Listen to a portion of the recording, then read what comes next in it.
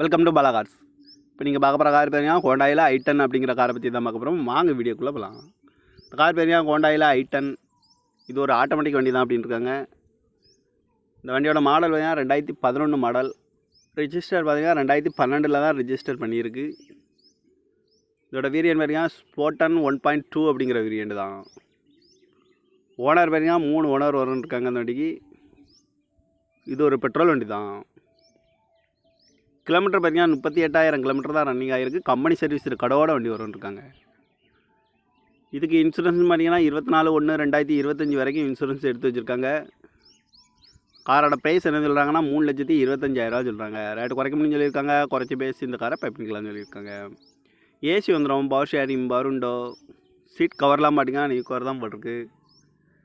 Remote lock வந்துடும், reverse சென்சாரும் வண்டிக்கு வந்துடும் இருக்காங்க. டயர் பேன் பார்த்தீங்கன்னா 4 டயர்